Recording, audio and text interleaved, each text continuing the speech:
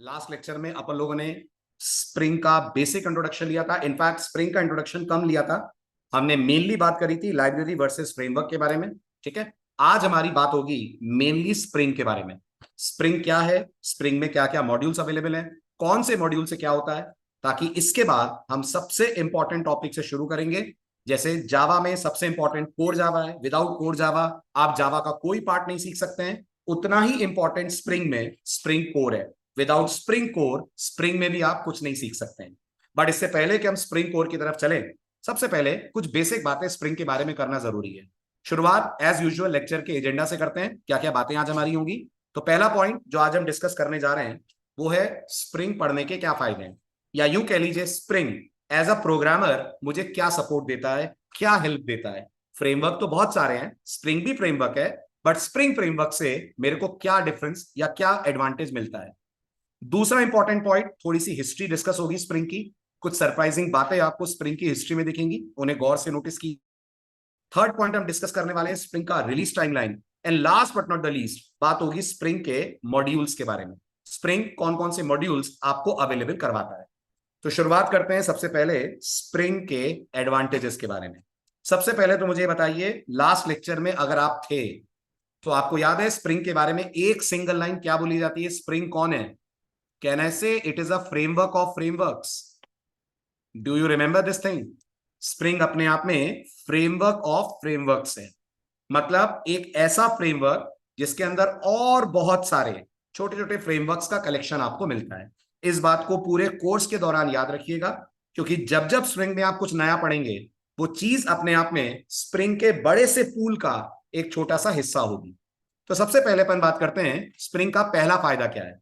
गौर से सुनिएगा मेरी बात। स्प्रिंग का सबसे सबसे इंपॉर्टेंट फायदा, जैसे जावा का नाम सुनते ही दिमाग में पहला पॉइंट क्या आता है, एवरीवन प्लीज रिस्पॉन्ड। जावा का नाम सुनते ही पहला पॉइंट जनरली आता है प्लेटफॉर्म इंडिपेंडेंट, आता है ना। बिल्कुल सही है Ganesh, security second important feature है, बट जावा सिक्योरिटी बाद में। नंबर वन फीचर तो जावा का प्लेटफॉर्म इंडिपेंडेंसी है ना। ऐसे नंबर वन फीचर जो स्प्रिंग का है, पढ़िए जरा उसका क्या नाम है। Everyone please type the very first advantage of spring. Spring का नंबर वन एडवांटेज है लूज कपलिंग। इस पे तकरीबन हम देंगे 7 से 8 लेक्चर, घबराइएगा मत, ये इतना इंपॉर्टेंट टॉपिक है। बट मैं आपको एक बेसिक आइडिया दे रहा हूं लूज कपलिंग का मतलब क्या होता है। ये बताइए, जब आप जावा में कोई प्रोजेक्ट बनाएंगे, क्या इस बात के चांसेस हैं आपके प्रोजेक्ट में मल्टीपल क्लासेस हों। जल्दी जल्दी बोलिए, क्या इस बात के चांसेस हैं मल्टीपल क्लासेस हों। हैं, वेरी गुड। अगर मल्टीपल क्लासेस एक प्रोजेक्ट में है तो क्या इस बात के चांसेस हैं एक क्लास दूसरी क्लास से इंटरैक्ट करेगी, एक क्लास दूसरी क्लास की सर्विसेज को यूज करेगी, करेगी ना। और जब एक क्लास दूसरी क्लास से इंटरैक्ट करती है तो इसको अपन लोग बोलते हैं कपलिंग। क्या बोलते हैं इसको, इसको अपन लोग बोलते हैं कपलिंग। अगर एक क्लास का काम दूसरी के बिना नहीं चल रहा है, उसे अपना कुछ काम करने के लिए दूसरी क्लास पे डिपेंड करना पड़ रहा है, तो अपन बोलते हैं this is called as coupling. और आपको पता नहीं है, आपने जाने अनजाने में कोर जावा में बहुत कपलिंग की है। आपको लग रहा होगा सर कैसे कैसे कह सकते हैं कि हमने कपलिंग की है। तो मैं आपको एक छोटा सा क्वेश्चन देता हूं कोर जावा में, सॉल्व करिए। आप सबने कोर जावा में कोई ना कोई क्लास ऐसी बनाई होगी जिसमें आपको नाम रखने की जरूरत पड़ी होगी, यस और नो। जैसे मेरे को पर्सन क्लास के अंदर नाम रख, अरे इनहेरिटेंस पॉलीमॉर्फिज्म तो बात की बात है, वो तो आप बहुत एडवांस की तरफ चले गए। मैं तो छोटा सा सवाल पूछ रहा हूं, क्या हम कोर जावा में पर्सन नाम की क्लास बना सकते हैं, है ना। अब आप मुझे बताओ, मुझे पर्सन में नेम रखना है, क्या लगता है आपको नेम इंटीजर होगा, नेम डबल होगा, क्या होगा नेम। तो आपका जवाब होगा सर नेम स्ट्रिंग होना चाहिए, होना चाहिए। जल्दी से बताइए मुझे स्ट्रिंग कौन है। Do you agree string is a class, right. Person is also a class. इसका मतलब स्ट्रिंग और पर्सन के बीच में क्या हो रही है, स्ट्रिंग और पर्सन के बीच में हो रही है कपलिंग। इसको अपन बिल्कुल सही, इसको अपन बोलते हैं कपलिंग। अब ये जो कपलिंग होती है इसमें दो टाइप्स आते हैं, एक को बोलते हैं टाइट कपलिंग और एक को बोलते हैं लूज कपलिंग। कितनी तरह की कपलिंग होती है, एक को बोलते हैं टाइट कपलिंग और एक को बोलते हैं लूज कपलिंग। स्प्रिंग आपको हमेशा लूज कपलिंग करने को कहता है, लूज कपलिंग का सपोर्ट देता है, और यह स्प्रिंग का सबसे बड़ा फायदा होता है। अगले लेक्चर में बहुत डिटेल में मैं आपको पढ़ाऊंगा टाइट कपलिंग क्या है, लूज कपलिंग क्या है, क्यों टाइट कपलिंग नेगेटिव ड्रॉबैक दे रही है और क्यों लूज कपलिंग आपको पॉजिटिव ड्रॉबैक दे रही है। आ रही है मेरी बात समझ? बिल्कुल सौरभ, समवॉट लाइक दैट, बिल्कुल। कपलिंग वर्ड ऐसा नहीं है कि आप स्प्रिंग में ही सुनेंगे, आप बहुत जगह सुनेंगे। तो अगर कोई बोलता है when we keep object of child, नहीं नहीं नहीं नहीं नहीं नहीं नहीं हिमांशु, यहाँ चाइल्ड और पेरेंट की तो बात ही नहीं आ रही है। यहाँ चाइल्ड और पेरेंट नहीं होते हैं। चाइल्ड पेरेंट वर्ड हम किस में रखते हैं? चाइल्ड पेरेंट वर्ड तो हम इनहेरिटेंस के टर्म्स में बोलते हैं। यहाँ इनहेरिटेंस की बात नहीं हो रही है, यहाँ कुछ और बात हो रही है। ये अगले लेक्चर में आएगा, टेंशन मत लीजिए, अगले लेक्चर में आएगा। अभी बस इतना समझ लीजिए, क्या दो क्लासेस को आपस में कनेक्ट होना पड़ेगा? तो जवाब है हाँ जी, होना पड़ेगा। अगर दो क्लासेस आपस में कनेक्ट होंगी तो उसको हम बोलते हैं कपलिंग। कपलिंग करने के दो तरीके होते हैं, एक होता है टाइट कपलिंग, एक होता है लूज कपलिंग। स्प्रिंग किसकी वकालत करता है? स्प्रिंग किसको फेवर करता है? स्प्रिंग फेवर करता है लूज कपलिंग को। स्प्रिंग कहता है अगर तुमको दो क्लासेस को इंटरेक्ट करवाना है ना, तो लूज कपलिंग वे में करवाओ। ये सबसे इंपॉर्टेंट फीचर होता है स्प्रिंग का। क्लियर? सिस्टम क्लास के अंदर प्रिंट राइटर का ऑब्जेक्ट, बिल्कुल बिल्कुल 100%। इनफैक्ट आप याद करिए, आप स्कैनर में सिस्टम डॉट इन देते हैं?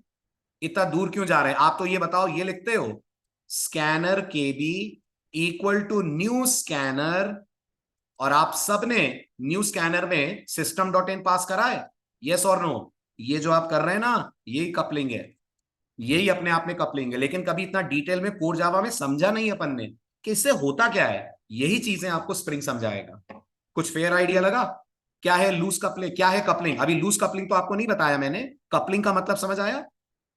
इनका पहला मोस्ट इंपॉर्टेंट एडवांटेज है, आप 3 साल भी अगर स्प्रिंग पे काम करेंगे ना, और अगर आप जॉब स्विच करेंगे और आप इंटरव्यू के लिए जाएंगे, interviewer is bound to ask questions on loose coupling. अच्छा, एक और बात याद रखना, loose coupling, dependency injection, comma, IOC, inversion of control, ये सब के सब एक ही टीम के अलग अलग मेंबर्स हैं। समझ रहे हो?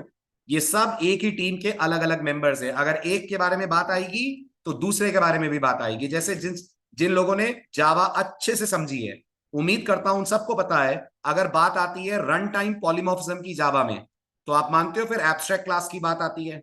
एब्स्ट्रैक्ट क्लास की बात आती है तो फिर एब्स्ट्रैक्ट मेथड की बात आती है। फिर लेट बाइंडिंग का भी जिक्र होता है, होता है। तो जैसे late binding, abstract, run time polymorphism, ये सब अलग अलग चीजें बट आपस में कनेक्टेड है।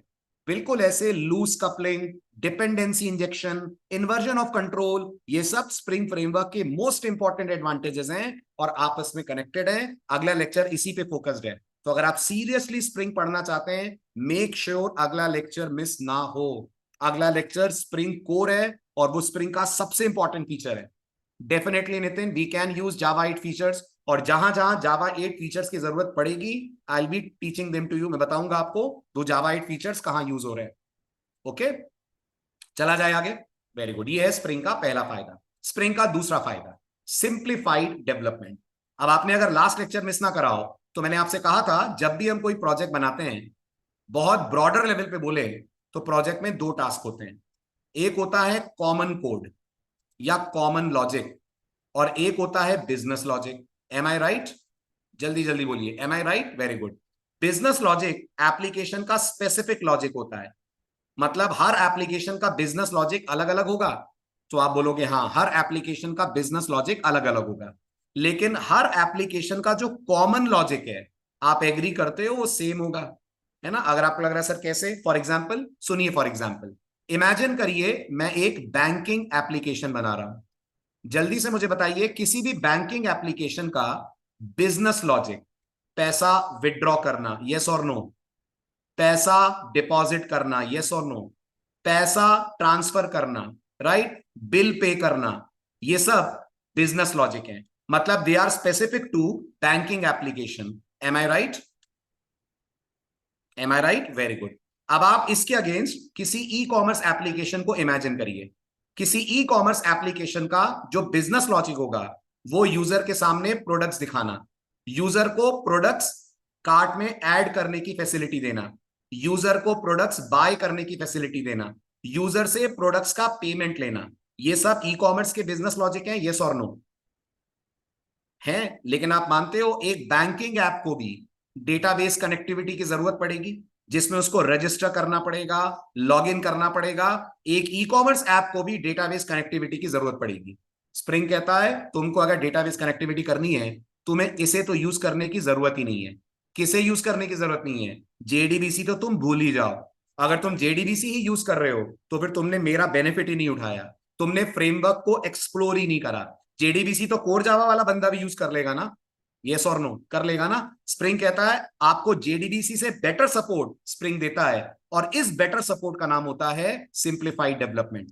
यानी स्प्रिंग आपके लिए जो कॉमन लॉजिक्स हैं वो खुद इतने अच्छे से लिख देता है कि आपको अपनी तरफ से उन लॉजिक को रीकोड करने की जरूरत नहीं पड़ती है। आई hope you got the point. बात समझ आई?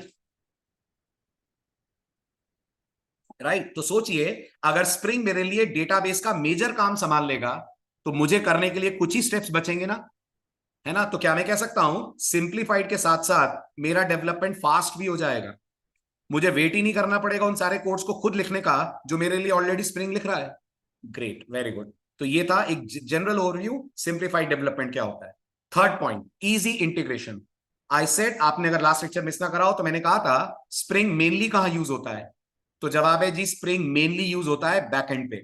आप अपनी एप्लीकेशन का बैकएंड स्प्रिंग पे लिखते हैं। क्या स्प्रिंग फ्रंट एंड पे रिएक्ट से क्लब हो सकता है? बिल्कुल हो सकता है। क्या स्प्रिंग फ्रंट एंड पे एंगुलर से क्लब हो सकता है?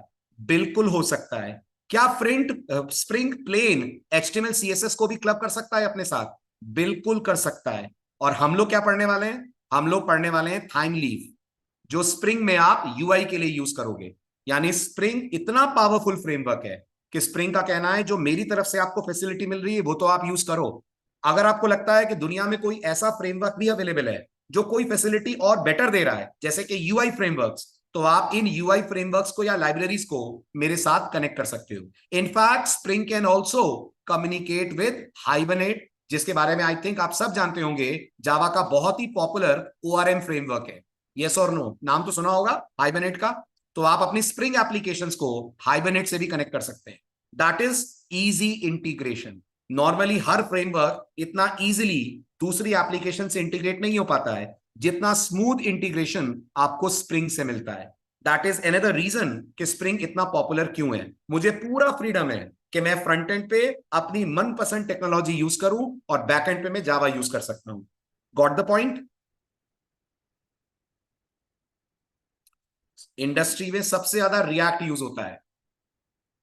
Okay, most popular framework Shahnawaz जो आपको स्प्रिंग या लाइब्रेरी जो आपको स्प्रिंग के साथ मिलेगी, that is called as react. ORM क्या होता है कन्हैया मैं बताऊंगा। ओआरएम का फुल फॉर्म होता है ऑब्जेक्ट रिलेशनल मैपिंग। ठीक है, आज नहीं तो अगले लेक्चर में आने ही वाला है ORM, don't worry. Object relational mapping, got it? चला जाए आगे, फटाफट क्विक चला जाए, वेरी गुड। तो ये हुई बात इजी इंटीग्रेशन की। Next important point, spring secure है, जावा सिक्योर है? ऑब्वियस ही बात है, कंपेयर टू अदर लैंग्वेजेस जावा ज्यादा सिक्योर है। स्प्रिंग भी सिक्योर है, इतना सिक्योर है कि स्प्रिंग ने सिक्योरिटी के लिए एक अलग से मॉड्यूल बना रखा है। क्या नाम है उस मॉड्यूल का? उस मॉड्यूल का नाम है स्प्रिंग सिक्योरिटी। आपको ये पूरा पूरा मॉड्यूल मिलेगा जिसे यूज करके आप अपनी बैकएंड एप्लीकेशन को जिस लेवल पे चाहें उस लेवल पे सिक्योर कर सकते हैं। बहुत सारे सिक्योरिंग टूल्स, बहुत सारे सिक्योरिटी से रिलेटेड कोड्स स्प्रिंग आपको ऑटो सप्लाई कर देता है। ठीक है, क्या क्या कोड्स क्या क्या टूल्स सब आने वाले लेक्चर्स में अपन डिस्कस करेंगे। तो स्प्रिंग का सिक्योरिटी एक बहुत बहुत इंपॉर्टेंट फीचर है। देन स्प्रिंग मार्केट में पिछले 21 ईयर्स से है। 21 ईयर्स से मतलब कब आया होगा? अगर आज स्प्रिंग को आए हुए 21 साल हो गए तो आप थोड़ी सी मैथ्स कर सकते हैं, स्प्रिंग 2003 में आया होगा। 2003 से ये मार्केट में आ चुका है, मार्केट में चला जा रहा है। तो आप नोटिस कर सकते हैं अगर ये इतना पुराना फ्रेमवर्क है तो मार्केट में ये बहुत ज्यादा स्टेबल है। मैक्सिमम कंपनीज मैंने कहा स्प्रिंग यूज करती हैं, और इसके बहुत सारे रिसोर्सेज आपको मिलेंगे। रिसोर्सेज समझते हैं ना? अगर आप कोई प्रोजेक्ट बना रहे हैं, उस प्रोजेक्ट में आप कहीं फंस गए तो 99% चांसेस हैं कि आप जो प्रॉब्लम फेस कर रहे हैं आपको कोई ना कोई हेल्प, कोई ना कोई सपोर्ट इस प्रॉब्लम से रिलेटेड मिल जाएगा। इनफैक्ट दुनिया की हर बड़ी कंपनी स्प्रिंग की तरफ शिफ्ट हो रही है, राइट? ऑनलाइन स्ट्रीमिंग में एक बहुत पॉपुलर कंपनी है, सब उसका नाम जानते हैं, नेटफ्लिक्स। जानते हैं? नेटफ्लिक्स ने अपना कोड बेस स्प्रिंग पे शिफ्ट करा है, और ये बात बड़े गर्व के साथ स्प्रिंग की टीम ने अपनी वेबसाइट पे दिखाई है। मैं आपको स्प्रिंग की ऑफिशियल वेबसाइट पे ले चलता हूं। स्प्रिंग की ऑफिशियल वेबसाइट का नाम है spring.io। क्या नाम है? स्प्रिंग की ऑफिशियल वेबसाइट का नाम है spring.io। खोलिए आप इस वेबसाइट को। नोटिस करिए, स्प्रिंग मेक्स जावा सिंपल। ठीक है, स्प्रिंग क्या कर सकता है? बहुत कुछ। स्प्रिंग क्लाउड पे है, स्प्रिंग सर्वरलेस आर्किटेक्चर देता है, माइक्रो सर्विसेज देता है, स्प्रिंग में वेब एप्लीकेशंस बनाई जा सकती हैं। और थोड़ा सा स्क्रॉल डाउन करिए, ये पढ़िए, Paul Baker, he is senior software engineer at Netflix, और ये उनका स्टेटमेंट है कि उन्होंने अपनी मैक्सिमम सर्विसेज को किस पे शिफ्ट कर दिया है? वेरी गुड, उन्होंने अपनी मैक्सिमम सर्विसेज को शिफ्ट कर दिया है स्प्रिंग बूट पे। Got it? ये स्प्रिंग की मार्केट में पेनिट्रेशन है। तो बैकएंड में जितनी बड़ी बड़ी कंपनीज हैं, अगर वो जावा टेक्नोलॉजी यूज कर रही हैं तो वो 100% यूज कर रही हैं स्प्रिंग को। क्लियर? चलो आगे। ग्रेट। तो that is the level of popularity spring has gained. ठीक है, और 21 ईयर्स बहुत टाइम होता है। जावा को कितने साल हुए हैं? जावा को 28 ईयर्स हुए हैं। जावा के 7-8 साल बाद ही स्प्रिंग मार्केट में आ गया था। ठीक है, तो ये तो हुई बात स्प्रिंग के एडवांटेजेस की। यहां तक क्लियर है? तो प्लीज चैट बॉक्स में क्लियर लिखें। क्लियर है? Very good. अब थोड़ी सी स्प्रिंग की हिस्ट्री। तो स्प्रिंग कब लॉन्च हुआ और किसने बनाया? तो जवाब है, स्प्रिंग वैसे तो एक वर्सेटाइल फ्रेमवर्क है, और स्प्रिंग में समय समय पर नए नए फीचर्स, नई नई चीजें ऐड होती गई हैं। बट स्प्रिंग का जो पहला वर्जन आया था वो 2003 में आया था, और जिन्होंने स्प्रिंग डेवलप करा है उनका नाम है रॉड जॉनसन। जैसे फादर ऑफ जावा हम किसको बोलते हैं? Father of Java upon James Gosling को मानते हैं। मानते हैं, राइट? जेम्स गॉसलिंग उस टीम के लीड आर्किटेक्ट थे जिन्होंने जावा बनाई है।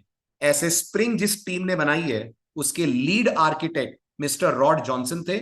इन्होंने स्प्रिंग को जून 2003 में बनाया था, लेकिन स्प्रिंग कमर्शियली, कमर्शियली समझते हैं, हम लोगों को यूज करने के लिए अवेलेबल कराया गया मार्च 2004 में। कब अवेलेबल कराया गया? हमारे लिए अवेलेबल कराया गया मार्च 2004 में। तो स्प्रिंग का बर्थ ईयर क्या है? स्प्रिंग का बर्थ ईयर है 2004। इस दिन स्प्रिंग का वर्जन 1.0 आया था। ठीक है, और एज ऑफ नाउ आज की डेट में स्प्रिंग का लेटेस्ट वर्जन कौन सा है?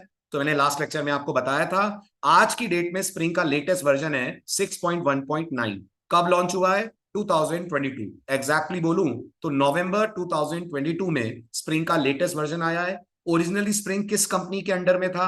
आपने पिछली स्लाइड पे देखा होगा, तो नाम था, ओरिजिनली स्प्रिंग अपैचे के अंडर में था। आज की डेट में स्प्रिंग किसके अंडर में चला गया है? आज की डेट में स्प्रिंग चला गया है अंडर वीएमवेयर। जैसे जावा को कौन हैंडल कर रहा है? जावा किसके अंडर में? Java is under Oracle. Android किसके अंडर में? Android is under Google. Similarly as of now Spring is under the development of VMware. Clear? तो आज वीएमवेयर इसको अपनी तरफ से सपोर्ट कर रहा है। वीएमवेयर का आपको इसके अंदर सपोर्ट मिलेगा, और स्प्रिंग को ये लोग कर रहे हैं मेंटेन। ठीक है, अब थोड़ा सा डायग्राम वाइज स्प्रिंग की हिस्ट्री देखिए। तो 1.0 आया, 2.0 आया, जो लेटेस्ट वर्जन आया है वो कब आया है? वो आया है 2022 में, विच इज स्प्रिंग 6.0। ऑब्वियस ही बात है, हम 6.0 ही कवर अप करने वाले हैं। चलूं आगे? ठीक है, अब स्प्रिंग के बारे में एक सरप्राइज। मैं आपके सामने स्प्रिंग 1.0 और 2.0 की इमेजेस दिखाऊंगा। इमेजेस में आपको स्प्रिंग के अलग अलग मॉड्यूल्स दिखेंगे। आपने लास्ट लेक्चर में समझा था ना, स्प्रिंग मॉड्यूलर फ्रेमवर्क है। स्प्रिंग में हर काम को करने के लिए अलग अलग मॉड्यूल है। बिल्कुल वैसे जैसे जावा में हर काम को करने के लिए अलग अलग पैकेजेस हैं। हाँ, जावा में हर काम को करने के लिए अलग अलग पैकेजेस हैं। अगर जावा में मुझे डेटाबेस से कनेक्ट होना है तो कौन सा पैकेज यूज करते हैं? अगर जावा में मुझे डेटाबेस से कनेक्ट होना है तो एसक्यूएल पैकेज यूज करते हैं। Am I right? जल्दी जल्दी, क्विक। Very good. अगर जावा में मुझे कलेक्शंस यूज करना है तो कौन सा पैकेज यूज करते हैं? तो हम जावा डॉट यूटिल यूज करते हैं, है ना? और आप जानते हो कि अगर आपने थोड़ा डिटेल में जावा पढ़ी है, ये पैकेजेस जावा में डे वन से थे या जावा में अलग अलग टाइम पे आए हैं? तो जवाब है, जावा में कुछ पैकेजेस डे वन से थे, लेकिन कुछ पैकेजेस अलग अलग टाइम पे आए हैं। Am I right? Am I right? Very good, very good. जैसे कलेक्शंस की बड़ी पॉपुलर क्लास है, आप सबने उसको यूज करा होगा। क्लास का नाम है एरेलिस्ट। क्या ये जावा के वर्जन 1 से थी? नहीं, ये जावा के 1.2 ऑनवर्ड्स आई है, ये वर्जन 1 ऑनवर्ड्स नहीं थी। ऐसे स्प्रिंग में कंटिन्यूसली इंप्रूवमेंट होता गया है। लेकिन एक बड़ा इंपॉर्टेंट सरप्राइज है जो इंटरव्यू में कई बार स्टूडेंट से पूछा गया है। वो सरप्राइज आपको अगली 2 स्लाइड्स में दिखेगा। ये है स्प्रिंग का 1.x वर्जन, जो कब लॉन्च हुआ था? जो लॉन्च हुआ था 2004 में। M I right? Very good. इसमें कितने मॉड्यूल्स दिख रहे हैं? वेरी गुड, 6 दिख रहे हैं। दोबारा गिनिए ध्यान से। स्प्रिंग 1.x में 6 मॉड्यूल कहां है? 7 मॉड्यूल है Naman, right? It is having 7 modules, correct? Very good. अब स्प्रिंग 2.x देखिए। जनरली जब टेक्नोलॉजी या किसी फ्रेमवर्क का नया वर्जन आता है तो number of features, number of module बढ़ते हैं ना, है ना? नॉर्मल कन्वेंशन तो यही है ना? लेकिन स्प्रिंग में आपने नोटिस करा 2.x में कुछ घट गया? अच्छा, घट नहीं गया एक्चुअल में। यही पॉइंट है जिसमें स्टूडेंट्स गलती करते हैं। घट नहीं गया, ध्यान देना। जो 2 मॉड्यूल्स थे ना, वेब और वेब एमबीसी, दिख रहे हैं आपको 2? Can you see them? Web और वेब एमबीसी, इन दोनों को मर्ज कर दिया गया। स्प्रिंग की टीम में, बिल्कुल बिल्कुल सही साथ, स्प्रिंग की टीम ने इन दोनों को मर्ज कर दिया। जब मैं कह रहा हूं मर्ज कर दिया तो इसका मतलब उन लोगों को लगा वेब और वेब एमबीसी को मर्ज करके सिंगल मॉड्यूल बनाकर भी यूजर्स को या प्रोग्रामर्स को दिया जा सकता है।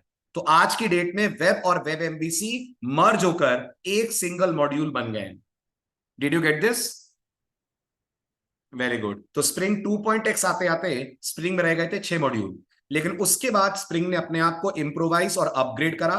और आज 2024 में, अगर आपको याद हो तो मैंने कहा था स्प्रिंग के पास कितने मॉड्यूल हैं? स्प्रिंग के पास 21 मॉड्यूल्स अवेलेबल हैं। सारे 21 मॉड्यूल्स इस फिगर में, इस इमेज में नहीं है। इसमें वो है जो स्प्रिंग के सबसे इंपॉर्टेंट मॉड्यूल है। और ये भी मत सोचिएगा मतलब 21 फीचर स्प्रिंग लेकर आया, नहीं, ऐसा नहीं है कि 21 फीचर्स लाया। जैसे उन्होंने कोर मॉड्यूल को, अगर आप देख पा रहे हो, बिल्कुल नीचे कोर मॉड्यूल दिख रहा है आपको स्प्रिंग 2.x में? दिख रहा है? उस कोर मॉड्यूल को 4 पार्ट्स में ब्रेक डाउन कर दिया। तो 1 के 4 वैसे ही बना दिए उन्होंने, राइट? जब उन्होंने उस 1 को 4 में डिवाइड कर दिया तो नंबर ऑफ मॉड्यूल्स बढ़ गए। और आपको कोर बिल्कुल बॉटम पे दिख रहा है, उसका एक और रीजन है। एनीवन कैन गेस ये बिल्कुल बॉटम पे क्यों बना है? उसका रीजन ये है, ये बेस मॉड्यूल है ऊपर वाले किसी भी मॉड्यूल को पढ़ने से पहले। मतलब अगर आपको स्प्रिंग को वेब एप्लीकेशन में यूज करना है, आपको कोर मॉड्यूल पढ़ना पड़ेगा। आपको स्प्रिंग को डेटाबेस एक्सेस करने के लिए यूज करना है, आपको कोर मॉड्यूल पढ़ना पड़ेगा। कुछ भी पढ़ना है, आपको कोर मॉड्यूल पढ़ना पड़ेगा। Did you get this? Great, very good. इसलिए कोर को बिल्कुल बेस पे रखा गया है। और स्प्रिंग अपने साथ टेस्टिंग फीचर्स भी लाता है। आई होप सभी लोग टेस्टिंग से फेमिलियर होंगे। कोई भी एप्लीकेशन जब बनती है, इससे पहले कि वो क्लाइंट को डिलीवर करी जाए, इससे पहले कि वो प्रोडक्शन में डाली जाए, उसको नहीं, मेवन टेस्टिंग नहीं है अश्मित, मेवन अलग टूल है। टेस्टिंग जैसे जे यूनिट, टेस्टिंग जैसे सेलेनियम, ये टेस्टिंग टूल्स होते हैं। तो स्प्रिंग के अंदर आपको जे यूनिट का सपोर्ट मिलेगा, जिससे आप अपनी एप्लीकेशंस को टेस्ट कर सकते हैं, राइट? मेवन तो दूसरा है। मेवन आपके लिए क्या अरेंज करता है? मेवन आपके लिए एक्सटर्नल जार फाइल्स को अरेंज करता है, जिसको हम बोलते हैं एक्सटर्नल डिपेंडेंसी। बिल्ड टूल है। क्लियर? पढ़ेंगे आप, मेवन भी आएगा इस कोर्स में आगे, ठीक है? आगे बढ़ू? बहुत बढ़िया, वेरी गुड। सो ये था आपका स्प्रिंग का वर्जन हिस्ट्री, और स्प्रिंग में किस वर्जन में क्या क्या चीजें इंपॉर्टेंट आई। तो किसी में जो सबसे इंपॉर्टेंट है वो गौर करिएगा, स्प्रिंग का कोर है। बाकी सब आते जाते गए, चेंज होते गए, लेकिन जो स्टेबल बना हुआ है डे 1 से, वो स्प्रिंग का कोर मॉड्यूल है, जिससे हम शुरू करेंगे हमारा मेन स्प्रिंग लर्निंग का प्रोसेस। ठीक है, अब बात करते हैं स्प्रिंग के इंपॉर्टेंट मॉड्यूल्स के नाम। स्प्रिंग के 12-10 मॉड्यूल्स सबसे ज्यादा इंपॉर्टेंट है। Spring core, spring context, spring JDBC, then you got spring ORM, spring data JPA, spring web MVC. कितने हो गए? 6 हो गए, राइट? 6 और है अगली स्लाइड पे। वो क्या है? Spring rest, most most most important module of spring, combined with spring boot. Then we have something which is called Spring AOP, Spring Security, and then we have Spring Cloud. अब मैं आपको इन सब के बारे में एक जनरल ओवरव्यू देने जा रहा हूं, ताकि आप किसी भी इंटरव्यू में जाएं तो कम से कम आप एक्सप्लेन कर पाए कि मुझे इन मॉड्यूल्स का एक बेसिक आइडिया है। पढ़ेंगे तो हम इनको आगे चलकर डिटेल में, बट एज ऑफ नाउ एक जनरल आइडिया मैं आपको दे दे रहा हूं कौन सा मॉड्यूल क्या करता है। इनमें से मैक्सिमम मॉड्यूल हम अपने यूनिट 1 में कवर अप करेंगे, यानी फर्स्ट कोर्स में कवर अप करेंगे। बाकी रिमेनिंग मॉड्यूल्स हम कवर अप करेंगे अपने सेकंड पार्ट में, ठीक है? तो सबसे पहले अपन बात करते हैं स्प्रिंग कोर के बारे में। कौन है स्प्रिंग कोर? जैसे जावा में कोर जावा है, वैसे स्प्रिंग में कोर स्प्रिंग है। अगर किसी को स्प्रिंग में कुछ नहीं आता है तो उसे कहां से शुरू करना है? अगर किसी को स्प्रिंग में कुछ नहीं आता है, उसको शुरू करना है स्प्रिंग कोर से। ये आपका पहला स्टेपिंग स्टोन होता है। आपको बहुत सारे लोग ये कहते हुए मिलेंगे डायरेक्ट स्प्रिंग बूट पढ़ लो। That's nonsense, that's rubbish. ये बिल्कुल ऐसा है जैसे आप किसी को ये बोल रहे हैं डायरेक्ट एडवांस जावा पढ़ लो, कोर जावा पढ़ने की जरूरत ही क्या है। Do you agree? Advance Java sir के ऊपर से निकल जाएगी बिना कोर जावा के। मानते हैं? कुछ पता ही नहीं चलेगा क्या हो रहा है, सर्वलेट क्या बन रहा है, जेएसपी कुछ नहीं समझ में आएगा। बिल्कुल ऐसे स्प्रिंग बूट डायरेक्ट नहीं पढ़ना चाहिए अनलेस एंड अनटिल आप कम से कम स्प्रिंग कोर पढ़ लें। मत पढ़े आप जेडीबीसी, मत पढ़े आप स्प्रिंग एमबीसी, कुछ मत पढ़े, लेकिन before spring boot you must have good knowledge of spring core. इसलिए इसको कोर नाम दिया गया है क्योंकि ये बेसिक मॉड्यूल है और ये फंडामेंटल कॉन्सेप्ट स्प्रिंग फ्रेमवर्क के आपको सिखाता है जिसपे बाकी के मॉड्यूल्स बिल्ट अपॉन है, राइट। और इसमें सबसे इंपॉर्टेंट पार्ट्स क्या होते हैं, मैंने नाम लिया, इसमें सबसे इंपॉर्टेंट पार्ट होता है डीआई। डीआई का फुल फॉर्म बताइए। अभी मैंने थोड़ी देर पहले आपसे शेयर करा था। What does the word DI stand for? बिल्कुल सही, the word DI stands for dependency injection. The word DI stands for dependency injection, right. क्या होता है डीआई? आपको टेक्निकल वोकैबुलरी बता देता हूं, पढ़ाऊंगा बहुत डिटेल में तब आप सीखना। डीआई एक डिजाइन पैटर्न होता है। क्या होता है डीआई? कोड लिखने का एक तरीका होता है, इसको बोलते हैं design pattern. And what does IOC stands for? IOC stands for inversion of control. आपने अगर लास्ट लेक्चर मिस ना कराओ तो मैंने आपसे बोला था ना, फ्रेमवर्क से कहते हैं कंट्रोल हमारे हाथ में दे दो, कंट्रोल हमारे हाथ में दो, हम तुम्हारे कोड को चलाएंगे, हम तुम्हारे कोड को कॉल करेंगे। उसी को स्प्रिंग में हम बोलते हैं आईओसी। घबराइएगा मत, ये कंप्लीट 6 से 7 लेक्चर का टॉपिक है। अभी आपको बिल्कुल हो सकता है समझ ना आ रहा हो, बट नाम से पहचानने की कोशिश करिए। इन्वर्जन ऑफ कंट्रोल मतलब अब कंट्रोल फ्रेमवर्क के हाथ में चला जाएगा रादर देन हमारे हाथ में। तो हमें बस उतना ही करना है जितना हमें करने को दिया गया है, बाकी सारी चीजें हमारे लिए मैनेज करेगा फ्रेमवर्क। और उसमें सबसे इंपॉर्टेंट पार्ट जो हमें देखने को मिलेगा वो देखने को मिलेगा डिपेंडेंसी इंजेक्शन। क्लियर है? चले आगे। Great, very good. ये थी कहानी स्प्रिंग कोर की। अब बात आती है स्प्रिंग कॉन्टेक्स्ट की। स्प्रिंग कॉन्टेक्स्ट क्या होता है ये बताइए। अभी अभी आपने आईओसी सुना सुना, ठीक है। मैंने आईओसी का मतलब आपको ये बताया कि कंट्रोल किसके पास चला जाएगा? कंट्रोल चला जाएगा in the hands of framework, है ना। आपको लग रहा होगा सर इस बात का मतलब क्या है कि कंट्रोल फ्रेमवर्क के पास चला जाएगा, क्या कहना चाह रहे हैं अपन इस बात से? इस बात से अपन ये कहना चाह रहे हैं कि हमारे प्रोग्राम के अंदर कुछ एक्टिविटीज जो नॉर्मली कोर जावा में हमें करनी पड़ती थी वो अब हमारे लिए कौन करेगा? वो अब हमारे लिए फ्रेमवर्क करेगा। कुछ एक्टिविटीज जो हमें करनी पड़ती थी वो फ्रेमवर्क करेगा। बिल्कुल सही इशू, बिल्कुल सही बात बोली आपने। अभी बताओ, एक कोर जावा डेवलपर 99% क्लासेस और ऑब्जेक्ट से डील करता है अपने प्रोजेक्ट में, एम आई राइट? वो और कुछ करे ना करे 10-15 क्लासेस बनाएगा, 40-50 ऑब्जेक्ट बनाकर बैठेगा, बनाएगा। स्प्रिंग कहता है ये जो ऑब्जेक्ट बनाने की टेंशन है ना, ये तुम मेरे को दे दो।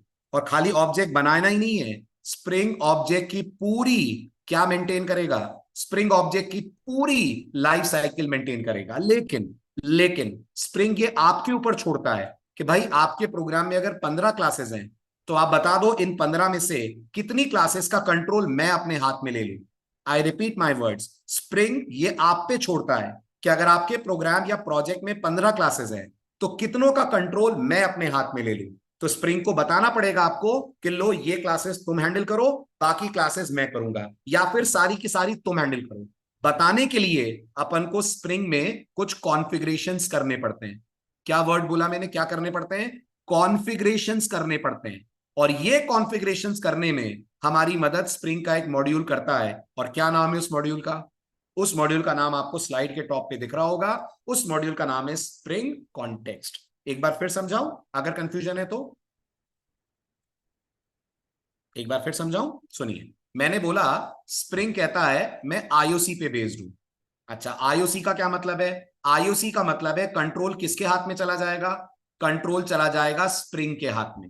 क्या मतलब है ये कहने का कि स्प्रिंग के हाथ में कंट्रोल चला जाएगा?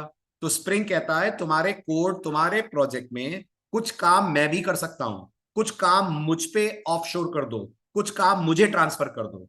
अब कोर जावा में यह माना गया है सबसे इंपॉर्टेंट काम होता है ऑब्जेक्ट क्रिएट करना। आप एग्री करते हो?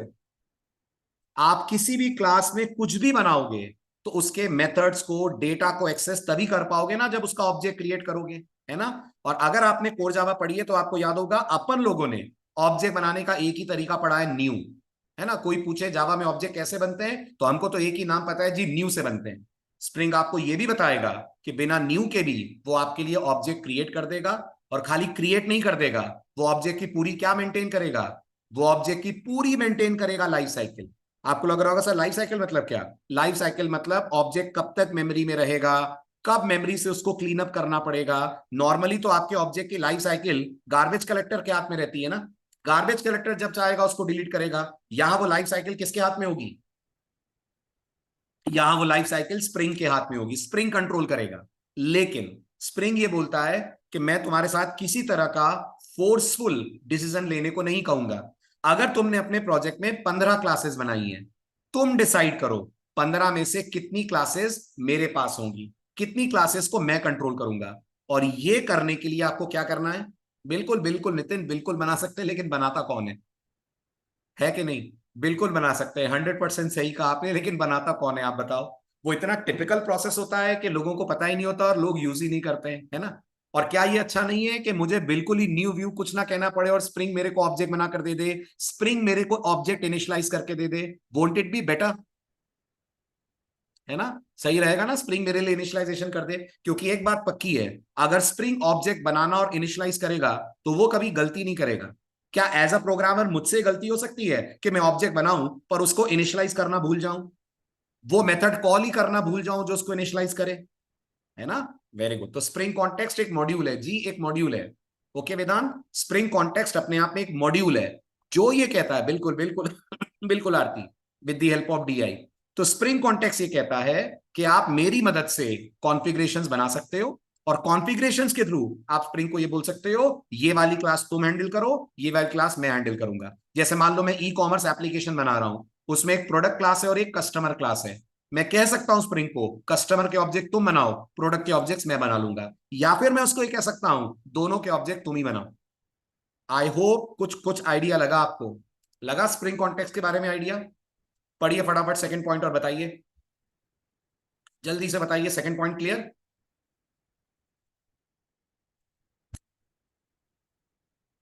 Clear, very good. ये है स्प्रिंग कॉन्टेक्स्ट का काम। ठीक है, बहुत बढ़िया। अब आता है स्प्रिंग जेडीबीसी। स्प्रिंग जेडीबीसी कौन है, नाम से ही आपको अंदाजा लग रहा होगा, स्प्रिंग जेडीबीसी वो मॉड्यूल है जो आपके कोड को किससे कनेक्ट करने में हेल्प करेगा। तो जवाब है जी जेडीबीसी से। अब ये बताओ, आप सबने जेडीबीसी पढ़ा है, जेडीबीसी में नॉर्मली आप एग्री करते हो, हम लोग को लेने पड़ते हैं 6 स्टेप्स। करते हो एग्री। नंबर 1, ड्राइवर लोड करो। चलो आजकल ड्राइवर लोड करना ऑप्शनल हो गया है ना, लेकिन कनेक्शन तो ओपन करना पड़ता है। हाँ बिल्कुल, कनेक्शन ओपन करना पड़ता है। कनेक्शन ओपन करने के बाद स्टेटमेंट बनाना पड़ता है, या प्रिपेयर्ड स्टेटमेंट बनाना पड़ता है। जल्दी जल्दी यस और नो करते चलिए, बनाना पड़ता है। नंबर 4, क्वेरी एग्जीक्यूट करनी पड़ती है। हाँ जी करनी पड़ती है क्वेरी एग्जीक्यूट। रिजल्ट को प्रोसेस करना पड़ता है। हाँ जी करना पड़ता है। और अल्टीमेटली कनेक्शन को क्लोज करना पड़ता है। अब आप सोच कर बोलना, आपको नहीं लगता हर प्रोजेक्ट में ये 6 स्टेप्स कॉमन है, यस और नो, है ना। सिर्फ ये दो डिफरेंट होते हैं ना, हर प्रोजेक्ट की क्वेरी अलग अलग होगी। डू यू एग्री, हर प्रोजेक्ट की क्वेरी अलग अलग होगी। लेकिन भाई ड्राइवर लोड करना, कनेक्शन ओपन करना, स्टेटमेंट प्रिपेयर्ड स्टेटमेंट बनाना, कनेक्शन क्लोज करना, do you agree, these will be exactly same, है ना। तो स्प्रिंग बोलता है तुम अगर स्प्रिंग जेडीबीसी यूज करोगे ना, तो 2 काम तुम करो, 4 काम मुझे दे दो। Did you understand my words, 2 काम तुम करो, 4 काम मुझे दे दो। तो हम क्या क्या करेंगे, हम ये वाले काम करेंगे, ये काम प्रोग्रामर करेगा, और ये जो 3 काम है और ये जो आखिरी वाला काम है, ये हमारे लिए कौन करेगा, ये हमारे लिए करेगा स्प्रिंग जेडीबीसी। इसका मतलब 6 स्टेप्स रिड्यूस होकर 2 में रह जाएंगे। हाँ 6 स्टेप्स रिड्यूस होकर 2 में रह जाएंगे। Did you get my point, जी बिल्कुल सही, very good. That is the power of spring JDBC, समझ आया। ग्रेट, चलूं आगे, पढ़ लीजिए फटाफट स्लाइड्स, आपसे सब अभी बता रहा हूं, जेपीए अलग है, जेपीए अलग है। आ रहा हूं राहुल, जेपीए पे भी आ रहा हूं, और दोनों के बीच में एक और है, जेपीए और जेडीबीसी के बीच में एक और है, वो है ओआरएम। अभी उसको भी पढ़ते हैं अपन। ये क्लियर हुआ, इज दिस क्लियर, ये स्लाइड क्लियर है सबको, वेरी गुड। पढ़िए नेक्स्ट। अब स्प्रिंग आपको कहता है आप 4 और 5 स्टेप लीजिए, बाकी सारे स्टेप्स मैं ऑटोमेटिकली मैनेज कर लूंगा। राइट। तो इसी को अपन बोलते हैं फास्टर डेवलपमेंट, इसी को अपन बोलते हैं सिंप्लीफाइड डेवलपमेंट। हो गया कोड सिंप्लीफाई, है ना, वेरी गुड, बहुत बढ़िया। नेक्स्ट अब आता है स्प्रिंग ओआरएम। ठीक है, आप में से कुछ लोग पूछ रहे थे सर ओआरएम क्या होता है। सबसे पहले ओआरएम का फुल फॉर्म सुनिए। ओआरएम का फुल फॉर्म होता है object, very good, relational mapping. क्या फुल फॉर्म होता है? Object relational mapping. आपको लग रहा होगा क्या होता है सर, ये फुल फॉर्म से तो कुछ समझ ही नहीं आ रहा। ये बताइए, ये जो एसक्यूएल है ये अपने आप में टेबल्स में डेटा रखती है, यस और नो? हाँ, एसक्यूएल टेबल में डेटा रखती है, और टेबल में डेटा रो के फॉर्म में रहता है। हाँ, टेबल में डेटा रो के फॉर्म में रहता है ना, वेरी गुड। इसका मतलब एसक्यूएल एक रिलेशनल लैंग्वेज है, रिलेशनल डेटाबेसेस में यूज होती है। हाँ यूज होती है, बिल्कुल होती है। क्या जावा भी अपने आप में एसक्यूएल की तरह टेबल में डेटा रखती है? जल्दी बताओ। ना, बिल्कुल नहीं। जावा की दुनिया में टेबल थोड़ी होती है, जावा की दुनिया में तो क्लासेस होती हैं और ऑब्जेक्ट्स होते हैं। Am I right? Am I right? अब सुनो ध्यान से, ये जो ओआरएम होता है ये कहता है कि मेरे पास ये पावर है कि जो आपकी एसक्यूएल की टेबल है मैं उन्हें कन्वर्ट कर दूंगा किसमें? Can anyone guess? मैं एसक्यूएल के टेबल को कन्वर्ट कर दूंगा क्लास में, और टेबल के अंदर जो तुमने डेटा रखा है ना, एक एक रो को कन्वर्ट कर दूंगा ऑब्जेक्ट में। तो अब आप मुझे बताओ, एक जावा डेवलपर के लिए एसक्यूएल क्वेरी लिखना आसान है या एक जावा डेवलपर के लिए क्लास ऑब्जेक्ट्स को यूज करना आसान है? ऑब्वियस सी बात है, क्लास और ऑब्जेक्ट। जावा डेवलपर बचपन से क्लास ऑब्जेक्ट ही तो देखता आया है। बचपन से मेरा मतलब कोर जावा जब से उसने पढ़ना शुरू करा है उसके आसपास क्लास और ऑब्जेक्ट ही तो रहे हैं, है ना। बस ये आपके लिए ओआरएम करता है। तो आपने अगर जेडीबीसी पढ़ा है तो आपने एसक्यूएल सीखी होगी, यस और नो? तो आपका जवाब होगा हाँ सर सीखी थी। भले ही आई थोड़ी समझ में नहीं आई, पसंद आई नहीं आई, कुछ भी है, बट एसक्यूएल सीखना कंपलसरी है जेडीबीसी के लिए। हाँ है। मुझे नहीं पढ़नी एसक्यूएल, नहीं आता मेरे को interest insert table, create table, ये सब कमांड लिखने में। तो कोई तो हो जो मेरे लिए टेबल बना दे, कोई तो हो जो मेरे लिए रिकॉर्ड्स जनरेट कर दे, वो मेरे लिए करेगा ओआरएम, और मैं ऐसे डील करूंगा जैसे मैं डील कर रहा हूं क्लासेस और ऑब्जेक्ट्स। अभी समझ आया ओआरएम की पावर? ठीक है, अब आप इसका फुल फॉर्म समझो। समझो क्यों कहते हैं इसको ऑब्जेक्ट रिलेशनल मैपिंग। ऑब्जेक्ट, ये जावा का वर्ड है। हाँ ये जावा का वर्ड है। रिलेशनल, ये एसक्यूएल का वर्ड है। हाँ ये एसक्यूएल का वर्ड है। और मैपिंग, मैपिंग तो सुना होगा ना आपने, मैपिंग वर्ड। मैपिंग का मतलब एक तरह से कनेक्ट करना, एक तरह से जोड़ना। तो ऑब्जेक्ट्स को टेबल के साथ कनेक्ट करने का काम करते हैं ओआरएम फ्रेमवर्क्स। आया समझ? ये जनरल इंट्रोडक्शन है, बिल्कुल बिल्कुल बिल्कुल सही अश्मित, जैसे की वैल्यू में आप रखते हो डेटा हैश मैप में। आया समझ? वेरी गुड, बहुत बढ़िया। ये आपके लिए ओआरएम करता है। अब ओआरएम क्या बोलता है? ओआरएम ये बोलता है, जी जी जी नितिन, बिल्कुल बिल्कुल, आप मोंगोडीबी वगैरह से भी कम्युनिकेट कर सकते हैं, आगे चलकर आप ये भी देखेंगे। ओके। नहीं मोना, आप बाकियों से भी कर पाएंगे। वो ओआरएम नहीं है, वो आपके लिए जेपीएफ है। ओआरएम मोंगो से कनेक्ट नहीं होगा क्योंकि मोंगो अपने आप में नो एसक्यूएल डेटाबेस है। ओके, जेडीबीसी नहीं कर सकता ना, पर हाँ नमन, जेडीबीसी मोंगो से कनेक्ट नहीं हो सकता। इवन हाइबरनेट भी नहीं हो सकता है, हाइबरनेट भी ओआरएम फ्रेमवर्क है। ठीक है, चले आगे। हाँ, तो अभी वापस चलते हैं अपने टॉपिक पे। तो जब आप जेडीबीसी में कोड लिखते थे आपको 6 स्टेप्स लेने पड़ते थे, हाँ या ना? हाँ लेने पड़ते थे। अभी अगर आप स्प्रिंग जेडीबीसी यूज करते हो तो 6 की जगह कितने रह गए? तो आप बोलोगे सर 2 रह गए। और अगर आप ओआरएम यूज करते हो, गेस करो कितने रह गए? 1 स्टेप रह जाएगा। सिर्फ 1 स्टेप आप लिखोगे और आपके सारे काम हो जाएंगे। तो ये तो और ज्यादा आसान हो गया, यस और नो? हाँ, और ज्यादा इजी हो गया ये, जब मेरा काम 1 स्टेप में हो रहा है। That is the power of spring ORM. Got it? समझ आया? चलूं आगे। जैसे एग्जांपल के तौर पे अगर आपको लग रहा है सर कैसे, आप इंसर्ट क्वेरी लिखते हो इंसर्ट क्वेरी। इंसर्ट क्वेरी से डेटाबेस में रिकॉर्ड होता है जाकर सेव। ओआरएम आपको सेव नाम का मेथड देता है। बताओ तो सेव तुमसे क्या लेता होगा? सेव तुमसे लेता है ऑब्जेक्ट, राइट। बस तो तुम जैसे ही सेव कॉल करोगे और ऑब्जेक्ट दोगे, ये ऑब्जेक्ट टेबल में क्या बनकर सेव हो जाएगा? ये ऑब्जेक्ट टेबल में जाकर रो बन जाएगा, ऑटोमेटिकली रो में कन्वर्ट हो जाएगा। तो आपको तो पता भी नहीं है कि बैकग्राउंड में क्या हो रहा है। आपको तो ऐसा लग रहा है हर चीज ऑब्जेक्ट के टर्म्स में चल रही है। बैकग्राउंड में ऑब्जेक्ट को रो बनाना, टेबल को सॉरी क्लास को टेबल में कन्वर्ट करना, ये सब आपके लिए करेंगे ओआरएम फ्रेमवर्क्स।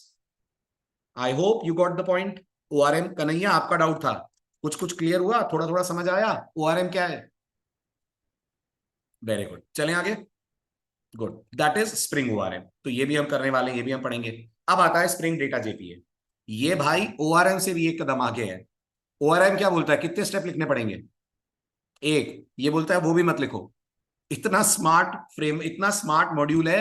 ये कहता है तुम्हें तो वो भी नहीं लिखना है, तुम्हें बेसिक काम करने हैं ना, इंसर्ट अपडेट डिलीट, ये बेसिक काम होते हैं एसक्यूएल में, इंसर्ट अपडेट डिलीट, है ना। और इनको क्या बोलते हैं, अगर आपने जेडीबीसी पढ़ा है तो आपने एक वर्ड सुना होगा, क्रूड।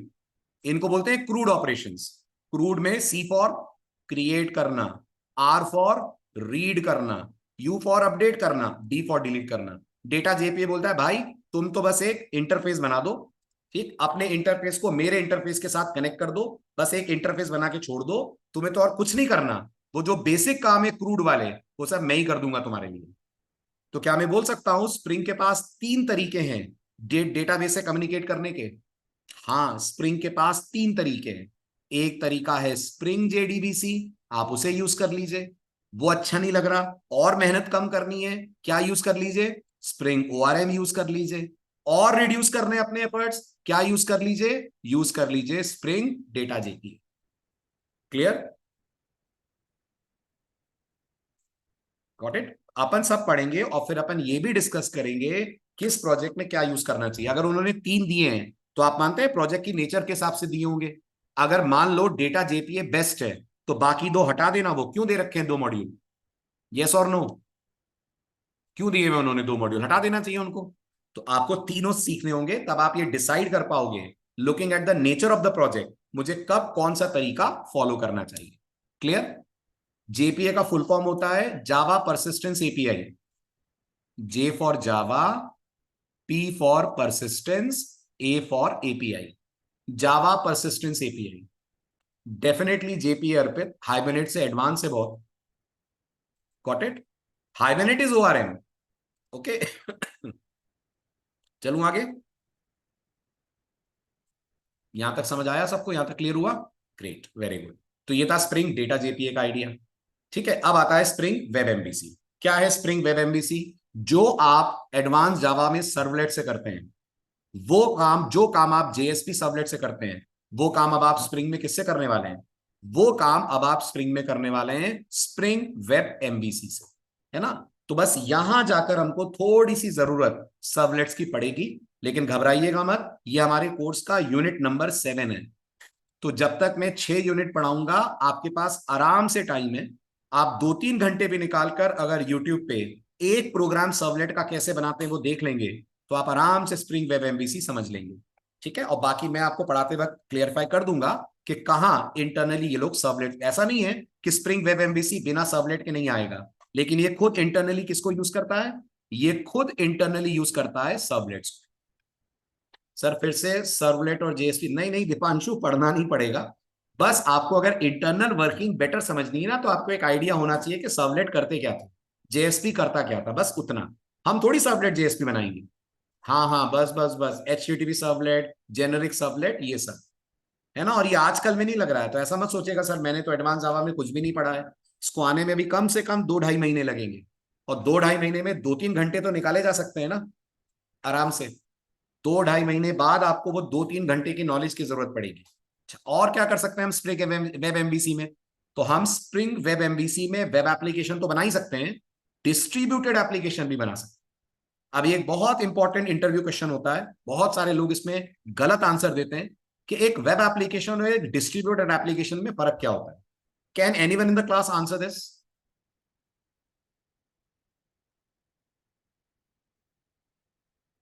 Any idea? और अनम्यूट करने को बोलिएगा, मजा आएगा आपसे बात करके। आप लिखोगे उसमें मजा नहीं आएगा, आप बोलो मैं आपको अनम्यूट करता हूं।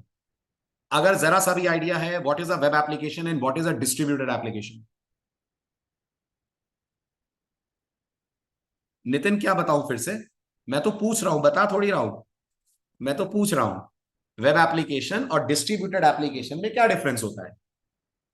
Distributed is not using internet. अरे नहीं नहीं, ऐसा नहीं है, ऐसा नहीं है मोना, ऐसा नहीं है। बहुत सिंपल डिफरेंस होता है, बहुत सिंपल डिफरेंस होता है।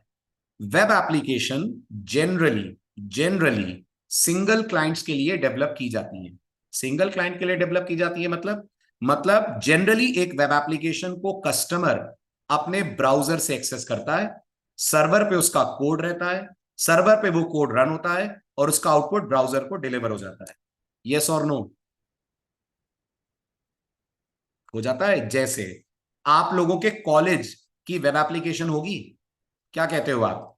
हाँ होगी, बिल्कुल होगी आपके कॉलेज की वेब एप्लीकेशन। आप अपने कॉलेज की वेबसाइट से अपने ब्राउजर के थ्रू कम्युनिकेट कर सकते हो। यस, बिल्कुल कम्युनिकेट कर सकते हो। राइट, वहां पर उसका कुछ कोड चलता होगा और आपको आउटपुट मिलता होगा। अच्छा, ये कोड जहां पर रहता है वो आपके कॉलेज का सर्वर है। जी, वो आपके कॉलेज का सर्वर है। एक सर्वर है, बहुत सारे सर्वर है? एक सर्वर है, गौर करना, एक सर्वर है। एक वेब एप्लीकेशन का कोड जनरली एक सर्वर पे रहता है, वहीं उसकी सारी खिचड़ी पकती है और वो अपना आउटपुट किसको डिलीवर कर देता है? वो अपना आउटपुट डिलीवर कर देता है ब्राउजर।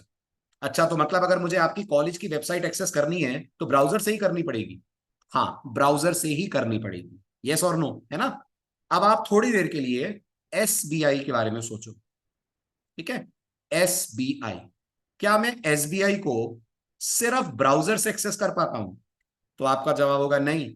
एसबीआई की तो योनो ऐप भी अवेलेबल है योनो ऐप अवेलेबल, वो भी मुझे एसबीआई से कम्युनिकेट करने देती है। ओके, ब्राउजर और योनो ऐप के अलावा क्या मैं एसबीआई को आईवीआरएस से एक्सेस कर सकता हूं? आईवीआरएस मतलब इन लोगों का कोई टोल फ्री नंबर होगा जिसके मैं कॉल करूं और मैं अपने अकाउंट की बैलेंस जान पाऊं या अपने कुछ रिक्वेस्ट दे पाऊं, हो सकता है? ये भी इससे कम्युनिकेट कर सकता है कि नहीं? तो आप मुझे बताओ, इतने सारे अलग अलग तरह के क्लाइंट्स हो गए, ब्राउजर, मोबाइल ऐप, आईवीआरएस, और सुनिए, आप एसबीआई से, एटीएम से भी कम्युनिकेट कर सकते हैं। हाँ, बिल्कुल कर सकते हैं। तो जब एक एप्लीकेशन इतने सारे डिवाइसेस से कम्युनिकेट कर सकती है, और डिवाइसेस से मेरा मतलब अलग अलग नेचर ऑफ डिवाइसेस, तो ये फिर अपने आप में क्या हो जाती है? ये फिर अपने आप में हो जाती है डिस्ट्रीब्यूटेड एप्लीकेशन। राइट, और फिर ये एक सिंगल सर्वर पे नहीं रहती है, इनके मल्टीपल सर्वर्स होते हैं, कोड मल्टीपल सर्वर्स में डिस्ट्रीब्यूटेड होता है। Yes Saurabh, 100% true. अब आपको अगर डिस्ट्रीब्यूटेड एप्स बनानी है तो फिर आपको माइक्रो सर्विसेज यूज करनी पड़ती है, और माइक्रो सर्विसेज हेल्प करती हैं, या माइक्रो सर्विसेज बनाने में, कम्युनिकेट करने में आप यूज करते हो स्प्रिंग वेब एमबीसी। वैसे तो माइक्रो सर्विसेज किससे बनेंगी? बहुत अच्छे से नाम सुन लो। माइक्रो सर्विसेज बनेंगी रेस्ट से और क्लाउड से। किससे बनाओगे आप? रेस्ट का कॉम्बिनेशन और क्लाउड का कॉम्बिनेशन यूज करके आप डेवलप करोगे आगे चलकर माइक्रो सर्विसेज। लेकिन इस पूरी कहानी को अपन बोलते हैं distributed applications. Is this clear? YouTube का वेब एप्लीकेशन और एंड्रॉइड एप्लीकेशन का कोड एक ही सर्वर में होता है क्या? कह नहीं सकते तपेश। इट्स क्वाइट पॉसिबल उनका एक सर्वर हो, इट्स क्वाइट पॉसिबल उनके डिफरेंट सर्वर्स हो, लेकिन डेटाबेस सेम होगा। Okay, got it? तभी आपको चेंजेस दिख जाते हैं। बैकएंड का कोड सेम होगा, सर्वर हम नहीं कह सकते। हो सकता है उस कोड का कुछ पार्ट एक सर्वर पे हो, कुछ पार्ट दूसरे सर्वर पे हो, है ना? वो फिर आर्किटेक्चर लेवल की बात आ जाती है, उस पर जाने में भी टाइम लगेगा। अभी 4-5 साल जब आप आईटी में काम कर लोगे ना, तब आप बन पाओगे सॉफ्टवेयर आर्किटेक्ट। तब ये डिसाइड करना कि सिंगल सर्वर लें कि मल्टीपल सर्वर्स लें। जी नमन, डिस्ट्रीब्यूटेड है तो मल्टीपल सर्वर्स होने के पूरे पूरे चांसेस हैं। ठीक है, डिस्ट्रीब्यूटेड, फिर तो डिस्ट्रीब्यूटेड एप्लीकेशन में मेनली एपीआई। बिल्कुल सही बात है, बिल्कुल सही बात है गणेश। डिस्ट्रीब्यूटेड एप्लीकेशंस मतलब एपीआई, एपीआई मतलब स्प्रिंग रेस्ट। Got it? तो इसका मतलब distributed application, micro services, APIs, ये सब एक ही ग्रुप के मेंबर हैं। एक पढ़ोगे तो दूसरा भी पढ़ोगे। बिल्कुल, ये सब एक ही ग्रुप के मेंबर है, एक ही टीम के मेंबर्स हैं। Got it? Very good. तो ये थी कहानी स्प्रिंग वेब एमवीसी की। चला जाए आगे, समझ आ रहा है? माइक्रो सर्विसेज क्या है अनुराग? बताऊंगा माइक्रो सर्विसेज क्या है, अभी आएगा आगे, वो भी आएगा। ठीक है, चलूं आगे? बोर तो नहीं हो रहे? समझ आ रहा है? चीजें क्लियर हो रही हैं? ये इसलिए डिस्कस करना जरूरी है ताकि अपन को पता चले कि कौन से मॉड्यूल से हमें मिलता क्या है। पढ़ने में तो अभी वक्त लगेगा, लेकिन पता तो लगे कि जो पढ़ेंगे उससे होगा क्या। अभी तक जो जावा पढ़ते थे वो क्या नहीं कर पाती थी जो स्प्रिंग कर देता है। That is why am giving a basic idea कि आपको हर वो मॉड्यूल पता हो जो स्प्रिंग में मोस्ट इंपॉर्टेंट होता है। ठीक है, आगे बढ़ते हैं। ये हो गई स्प्रिंग वेब एमवीसी की बात। अब बात आती है स्प्रिंग रेस्ट।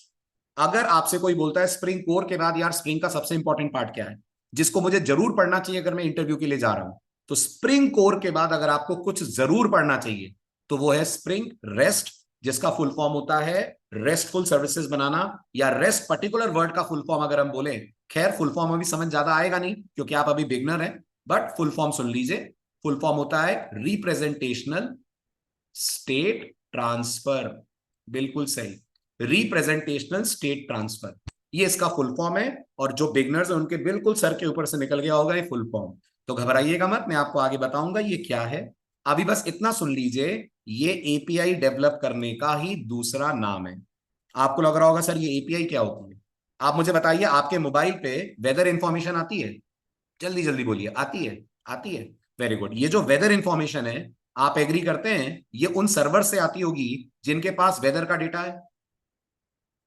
है? Very good. तो अब आप मुझे बताओ, इन सर्वर से वेदर का डेटा पुल करके आपकी मोबाइल ऐप दिखाती है? हाँ बिल्कुल दिखाती है। तो ये सर्वर से मोबाइल ऐप डेटा कैसे पुल कर रही है? तो जवाब है, ये सर्वर से मोबाइल ऐप डेटा पुल कर रही है एपीआई से। Example number 1। Example number 2, Zomato से खाना ऑर्डर करा है? हाँ बिल्कुल करा है, राइट। जोमेटो का बंदा जब रेस्टोरेंट से आपके घर की तरफ आता है, तो क्या जोमेटो की ऐप पे उसका पूरा मूवमेंट दिखता है? इधर इधर इधर इधर जा रहा है।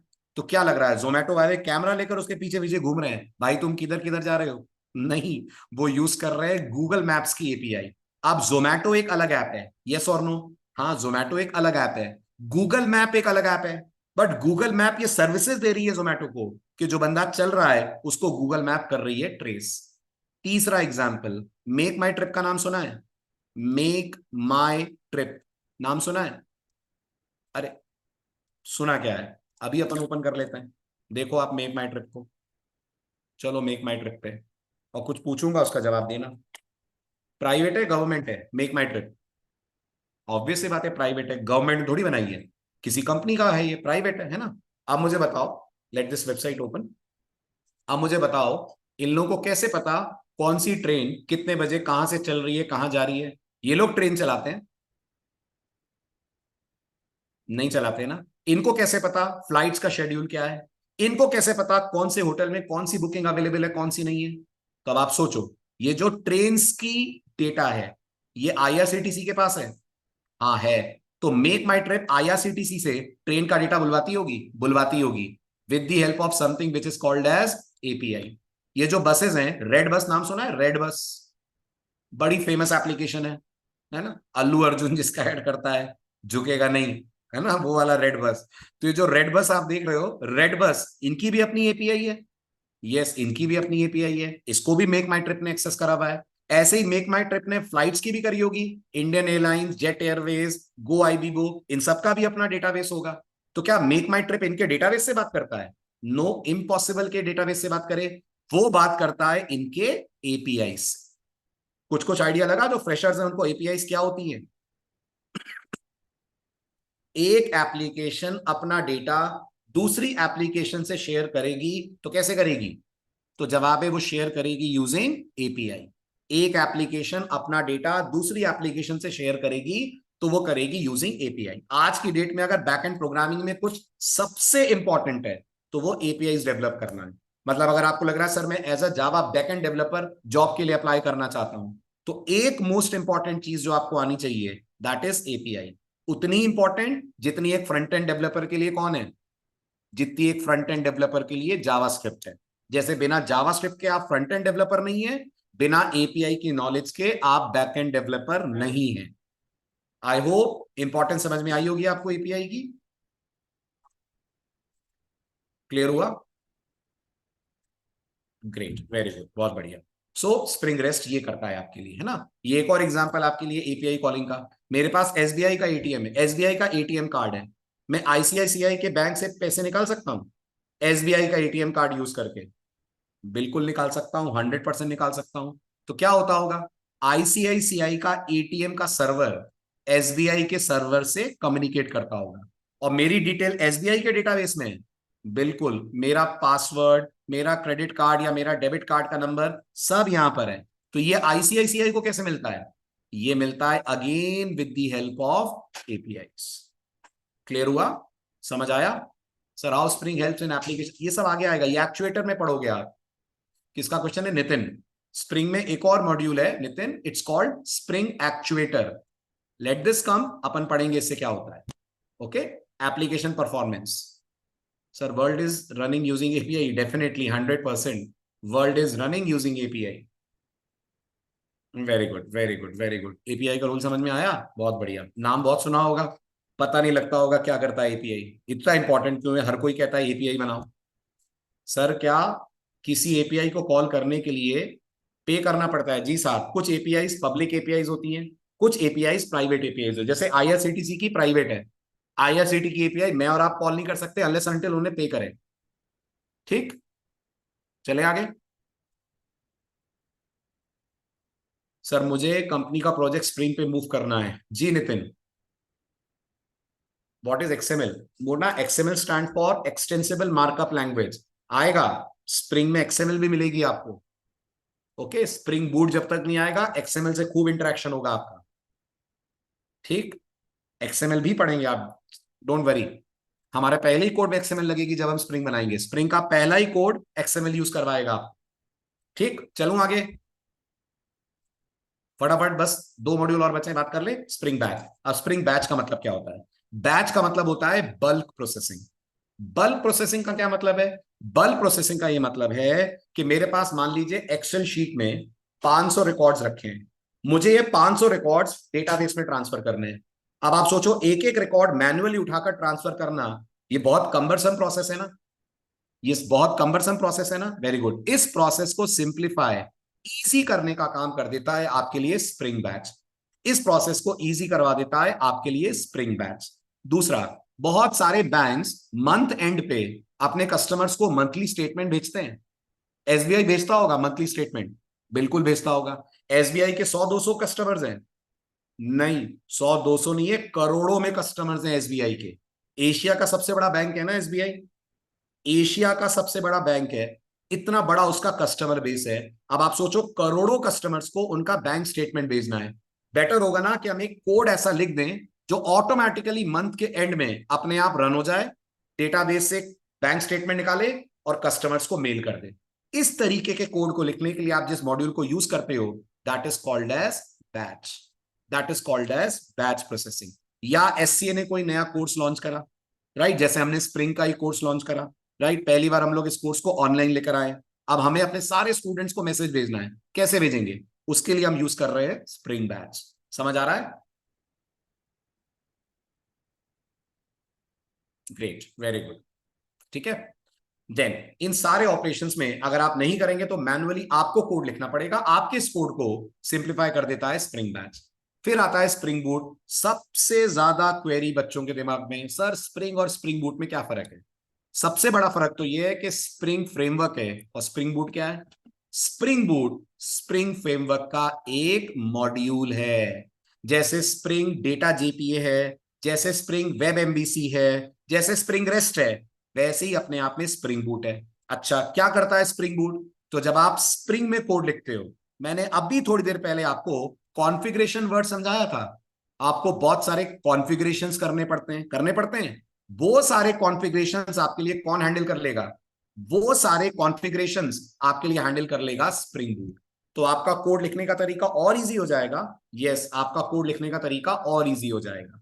इसका मतलब जावा को इजी बनाता है स्प्रिंग, और स्प्रिंग को इजी बनाता है स्प्रिंग बूट। बिल्कुल बेसिक लेवल पे इतना बोल सकते हैं, जावा को इजी बनाता है स्प्रिंग, स्प्रिंग को इजी बनाता है spring boot. That's it. Okay, लेकिन स्प्रिंग बूट फ्रेमवर्क नहीं बोलना है।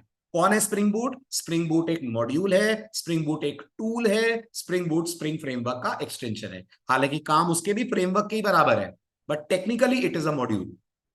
Got it? चला जाए आगे। सर स्प्रिंग और स्प्रिंग बूट पार्ट 1, जी जी बिल्कुल बिल्कुल नया। स्प्रिंग और स्प्रिंग बूट दोनों हम पार्ट 1 में कवर करेंगे। ठीक है, स्प्रिंग बूट का आइडिया लगा? Very good. अब आता है स्प्रिंग का AOP. What is AOP? AOP का फुल फॉर्म होता है aspect oriented programming. Again doubt आएगा, सर समझ नहीं आ रहा, एस्पेक्ट ओरिएंटेड मतलब? पहली बात, जैसे ऑब्जेक्ट ओरिएंटेड प्रोग्रामिंग है, क्या ये मेथोडोलॉजी है? हाँ, ये एक मेथोडोलॉजी है। जैसे प्रोसीजर ओरिएंटेड प्रोग्रामिंग है, ये भी मेथोडोलॉजी है। हाँ, ये भी मेथोडोलॉजी है। ऐसे हमारे पास एओपी होता है। अच्छा, एओपी होता क्या है?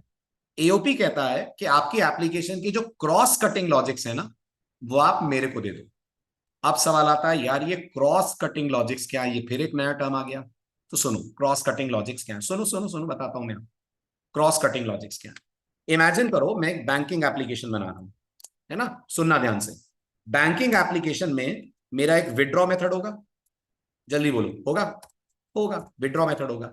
इस विड्रॉ मेथड का सबसे इंपॉर्टेंट काम होगा ट्रांसफर करना पैसा, हाँ, या पैसा विड्रॉ करना, है ना, इसका मेन लॉजिक होगा, समझना मेरे वर्ड्स को।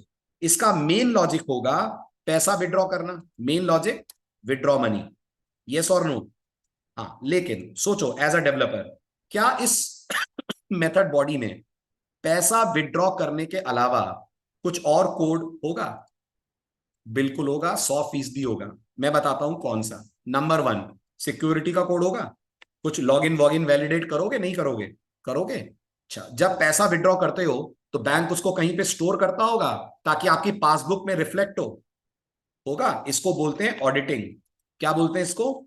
इसको बोलते हैं ऑडिटिंग, इसको बोलते हैं ऑडिटिंग करना, है ना, वेरी गुड। इसी तरह से आपका जो मेन लॉजिक है, वो मेन लॉजिक हो जाने के बाद कुछ लॉगिंग होती है। लॉगिंग समझते हैं? आपके कोड का कौन सा पार्ट कैसे चला उसको स्क्रीन पे डिस्प्ले करना, इसको बोलते हैं लॉग करना। जावास्क्रिप्ट वाले बड़े अच्छे से जानते होंगे, जानते हैं ना, जावास्क्रिप्ट वाले बड़े अच्छे से कंसोल डॉट लॉग खूब करते हो ना आप, ये वही है लॉगिंग, राइट। अब आप मुझे बताओ विड्रॉ के अलावा मेरे पास डिपॉजिट मेथड भी है? हाँ है। सोचो just for a second thing, deposit का मेन काम क्या है? डिपॉजिट का मेन काम है पैसे निकालना, ये उसका मेन लॉजिक है, right. Main logic is submit money, है ना। लेकिन क्या इसको भी सिक्योरिटी चेक्स करने होंगे? क्यों नहीं करने होंगे, बिल्कुल करने होंगे। ऑडिटिंग करनी होगी, लॉगिंग करनी होगी। तो आपको नहीं लगता ये कोड और ये कोड दोनों सेम है? यस और नो? ये कोड सेम, ये कोड सेम, ये जो आप देख रहे हो ना सेम वाले कोड, इनको क्या बोलते हैं? जल्दी क्विक, इन्हीं को बोलते हैं क्रॉस कटिंग लॉजिक्स, इन्हीं को बोलते हैं क्रॉस कटिंग लॉजिक्स। अब गेस करो एओपी क्या फैसिलिटी देता होगा? एओपी बोलता है दोस्त क्रॉस कटिंग लॉजिक मुझे दे दो, I handle all the cross cutting logic. तो कितनी बार लिखना पड़ेगा कोड? एक बार। और बस मेन लॉजिक को आप हैंडल करते रहो, आपको जो करना है। ये जो आलतू फालतू के काम है ना, इसको कुछ लोग सेकेंडरी लॉजिक भी बोलते हैं। क्या बोलते हैं? Secondary logic. प्राइमरी लॉजिक पैसे जमा करना, सेकेंडरी लॉजिक सिक्योरिटी चेक करना, ऑडिटिंग करना। अभी कुछ आइडिया लगा एओपी का क्या फायदा है? Very good, that is the main benefit of AOP. ठीक है, इसलिए इसको इतना इंपॉर्टेंस दी गई है, इतना इंपॉर्टेंट है। लेकिन ये अभी नहीं समझ में आएगा जब तक आप स्प्रिंग के कुछ मॉड्यूल्स ना पढ़ ले। उस लेवल पे आ जाओ कि आपको समझ में आए क्रॉस कटिंग लॉजिक हर जगह कैसे लगाए जाते हैं। क्लियर? चलो आगे। बेसिक आइडिया लगा एओपी का, वेरी गुड, बहुत बढ़िया। फिर बात आती है सिक्योरिटी की। अब सिक्योरिटी के बारे में कुछ मुझे लगता है बोलने की जरूरत ही नहीं है। आप एक वेब एप्लीकेशन बनाने जा रहे हो, कहां रन होगी आपकी वेब एप्लीकेशन? तो जवाब है जी इंटरनेट पे रन होगी। इंटरनेट आप सब मानते हैं ओपन नेटवर्क है, हाँ इंटरनेट ओपन नेटवर्क है, राइट। क्योंकि इंटरनेट ओपन नेटवर्क है, सबसे बड़ा थ्रेट सिक्योरिटी का है। इनफैक्ट जब मैंने आप लोगों को कोर जावा पढ़ाई थी तो मैंने आपसे बोला था जावा की टीम ने जावा को बनाया ही इंटरनेट को ध्यान में रखकर है। और इंटरनेट पे सबसे बड़ा थ्रेट सिक्योरिटी का है। यही कारण है ना कि जावा में कुछ रिस्ट्रिक्शंस आपको दिखते हैं, जैसे आप जावा में एड्रेस नहीं देख सकते, जावा में पास बाय रेफरेंस होता है, नहीं होता है, जावा में पास बाय वैल्यू ही होता है सिर्फ। तो जैसे जावा रिस्ट्रिक्शंस रखती है, ऐसे स्प्रिंग ने अपनी तरफ से कुछ सिक्योरिटी रेस्ट्रिक्शंस रखे हैं, या यूं कह लीजिए कुछ सिक्योरिटी फीचर्स आपको दिए हैं जो आप आउट ऑफ द बॉक्स अपने कोड के अंदर यूज कर सकते हो। जैसे स्प्रिंग आपको बहुत अच्छे से ऑथेंटिकेशन और ऑथराइजेशन देता है। इन दोनों का फर्क पता है? ऑथेंटिकेशन और ऑथराइजेशन, बताओ क्या होता है? What is authentication? जल्दी जल्दी। Very good. तो क्या मैं कह सकता हूं ऑथेंटिकेशन मतलब वैलिडेशन, यूजर आईडी का वैलिडेट करना, पासवर्ड का वैलिडेट करना, ऑथेंटिकेशन है। ऑथराइजेशन मतलब राइट्स, कौन मेरी वेबसाइट में क्या एक्सेस कर पाएगा, इसको बोलते हैं, हाँ बिल्कुल सही आरती, परमिशन। ऑथराइजेशन मतलब परमिशन। तो आप मानते हो अमेजोन की वेबसाइट आप और मैं भी एक्सेस करते हैं, और अमेजोन की वेबसाइट अमेजोन के एडमिन्स भी एक्सेस करते होंगे, करते होंगे। तो जो अमेजोन के एडमिन्स को पावर होगी वो पावर हमें नहीं है ना अमेजोन की वेबसाइट पे। जैसे Amazon के एडमिन्स नए प्रोडक्ट्स ऐड कर सकते हैं, नए वेंडर ऐड कर सकते हैं, हम लोग नहीं कर सकते हैं, हम लोग सिर्फ एक्सेस कर सकते हैं। तो ये दोनों कामों को करने में आपको सपोर्ट देता है स्प्रिंग। और अगर आप थोड़ा सा सिक्योरिटी जानते होंगे तो आपने JWT का नाम जरूर सुना होगा, अगर थोड़ा बहुत बैकएंड पे आपने काम करा है। घबराइएगा मत, ये पूरा कोर्स बिगनर्स के लिए ही मैंने बनाया है, तो हम इसको बिल्कुल बिगनर लेवल से लेंगे। लेकिन जो लोग जानते हैं उनको मैं बता दूं, स्प्रिंग JWT को भी out of the box support करता है, ओ ऑथ को भी out of the box support करता है। और ये सारा सपोर्ट कौन से मॉड्यूल से? ये सारा support from the module spring security. Clear? Great, very good. ठीक है, नेक्स्ट पार्ट आता है क्लाउड। अब ये जो क्लाउड है ये मेनली यूज होता है फॉर डेवलपिंग माइक्रो सर्विसेज। सवाल आएगा सर माइक्रो सर्विसेज क्या होती है? ठीक है, पढ़ेंगे तो हम इसको सेकंड पार्ट में, सेकंड यूनिट में, आई मीन सेकंड कोर्स में।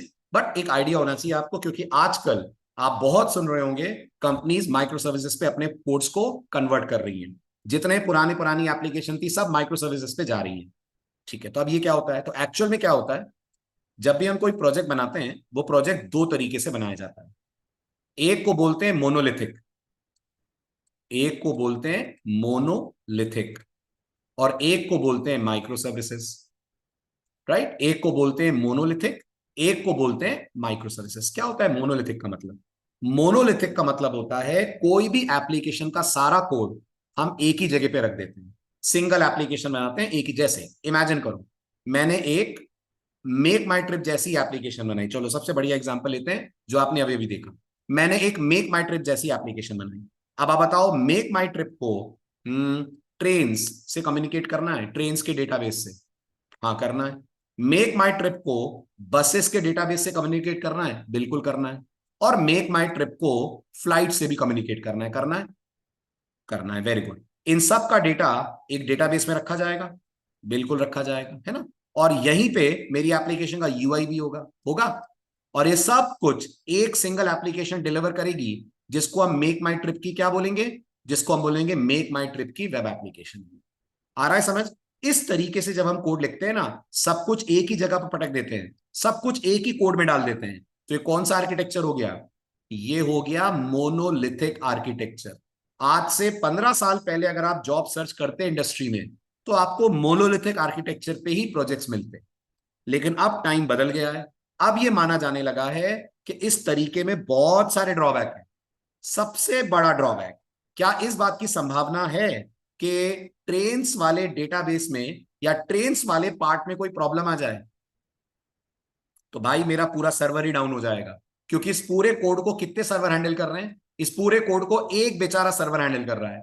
अगर यहां एक्सेप्शन आ गई तो सर्वर डाउन, खत्म सर्वर। अब अगर ट्रेन से कम्युनिकेट नहीं हो पा रहा है तो ना फ्लाइट्स होंगी ना होटल बुकिंग होगी। तो आप मानते हो आपका कोड बहुत ज्यादा टाइट हो जाता है, बहुत ज्यादा डिपेंडेंट हो जाता है सिंगल सर्वर पे, हो जाता है। यहां एंट्री होती है माइक्रो सर्विसेज की। माइक्रो सर्विसेज क्या बोलते हैं? माइक्रो सर्विसेज बोलते हैं आप अपनी एप्लीकेशन को अलग अलग पार्ट्स में ब्रेक डाउन कर दो। कुछ वैसे ही जैसा एक बिगनर प्रोग्रामर को हम लोग ये सिखाते हैं कि भाई सारा कोड मेन में मत लिखो, सारा कोड मेन में मत लिखो, यही सिखाते हैं ना अपन। किसी को अगर ट्रेन करते हैं, किसी को बोलते हैं क्या करो, अपने प्रोग्राम को किस में ब्रेक डाउन कर दो? फंक्शंस में ब्रेक डाउन कर दो, ताकि कल को तुम्हें एक फंक्शन में चेंज करना पड़े तो पूरे प्रोजेक्ट पे, पूरे कोड पे उसका असर ना पड़े। यही माइक्रो सर्विसेज कहती है। माइक्रो सर्विसेज कहती हैं आप फ्लाइट्स की एप्लीकेशन अलग बनाइए, है ना, ध्यान से सुनना, आप बसेस की एप्लीकेशन अलग बनाइए, होटल की एप्लीकेशन अलग बनाइए। खाली एप्लीकेशन अलग बनाइए कि डेटाबेस भी अलग अलग बनाइए? डेटाबेस भी अलग अलग बनाइए, सबका डेटाबेस अलग अलग कर दीजिए और सबको उनके उनके सर्वर पे डाल दीजिए, सबको उनके उनके सर्वर पे डाल दीजिए। अब आप सोचो अगर मल्टीपल सर्वर्स पे मेरी एप्लीकेशन एग्जीक्यूट हो रही है, एक सर्वर डाउन भी हो गया तो बाकियों से काम चलेगा? है ना? और फ्रंट एंड बिल्कुल अलग कर दीजिए। क्या बोलते हैं माइक्रो सर्विसेज? फ्रंट एंड बिल्कुल अलग कर दीजिए। अब सवाल है अगर फ्रंट एंड अलग होगा तो वो इनसे कम्युनिकेट कैसे करेगा? वो इनसे कम्युनिकेट वैसे ही करेगा जो अभी आधे घंटे पहले वर्ड आप सुन रहे थे। कैसे करेगा? एपीआई से करेगा। वो इन सब से कम्युनिकेट करेगा with the help of API. मतलब माइक्रो सर्विसेज बनाना मतलब एपीआई बनाना? जी, माइक्रो सर्विसेज बनाना मतलब एपीआई डिजाइन करना, इस तरीके से कोड को लिखना कि कोड अलग अलग सर्वर्स पे डिप्लॉय हो जाए अलग अलग डेटाबेसेस से इंटरेक्ट कर ले और फ्रंट एंड को ऐसा लगे जैसे वो एक सिंगल एप्लीकेशन से बात कर रहा है। सही है, that is the power of micro service. एक डायग्राम देखिए, वो डायग्राम आपको मेरी बात बहुत अच्छे से समझा देगा। लेफ्ट हैंड साइड पे क्या है? लेफ्ट हैंड साइड पे मोनोलिथिक आर्किटेक्चर है, इसी में यूआई है, इसी में बिजनेस लॉजिक है, इसी में डेटाबेस वाली लेयर है। यहां नोटिस करिए यूआई अलग है, micro services 1, micro services 2, micro services 3। क्या मैं मान सकता हूं ये फ्लाइट की माइक्रो सर्विसेज है, ये बसेस की है, और ये होटल्स की है? Can I assume this? और यूआई और इनके बीच में कौन बैठा है? यूआई और इनके बीच में बैठा है एपीआई गेटवे। और ये नीचे क्या है? ये क्या है? What are they? ये इन सब के अपने अपने डेटाबेसेस हैं जहां इनका अपना डेटा स्टोर है। Got it? That is the power of micro services. Yes yes yes, ऐसा नहीं है, ऐसा नहीं है कि मोनोलिथिक आउटडेटेड हो गए मोना। बताऊंगा मैं आपको आगे, ऐसा नहीं है कि आउटडेटेड हो गए। Depends on the complexity of your application. अच्छा, माइक्रो सर्विसेज का भी कुछ ड्रॉबैक होगा? ऐसा तो हो ही नहीं सकता ना कि इनमें कोई प्रॉब्लम ना हो। एग्रीड? है ना? तो वो डिस्कस करेंगे जब ड्रॉबैक, तब मैं आपको बताऊंगा। अभी तो बहुत जल्दी है ना, अभी तो हमने पहला प्रोग्राम भी नहीं बनाया है। ठीक है, वो सब आएगा तब चीजें क्लियर होंगी। सर इस कोर्स में कौन सा डेटाबेस यूज करेंगे? प्रखर आपको जो करना हो। जब हम ओआरएम यूज करेंगे तो हम माई पे भी जा सकते हैं, ओरेकल पे भी जा सकते हैं। ठीक है, yes, it can make it slow. Very good. ठीक। बिल्कुल सही। आपको रिसोर्सेज ज्यादा चाहिए, आपको अलग अलग सर्वर स्पेस चाहिए, आपको अलग अलग डेटाबेस चाहिए, है ना? बहुत सारी चीजें, बहुत सारे कंसर्न्स हैं। इससे पहले कि हम डायरेक्ट जंप करें toward micro services architecture, I hope सारे मॉड्यूल्स का एक बेसिक आइडिया सबको लग गया होगा। जी वेदांत, पार्ट 1 पार्ट 2 आप लोग, पार्ट 1 चल रहा है अभी। पार्ट 2 के लिए टीम आपके ग्रुप में डालेगी एक proposal. Let us see part 2 में कितने लोग इंटरेस्टेड है ना? पहले पार्ट 1 तो पढ़ लो, पार्ट 1 पढ़ लेंगे उसके बाद ही पढ़ेंगे ना पार्ट 2 अपन। ठीक। तो आई होप ये पूरी चीजें क्लियर हो गई होंगी।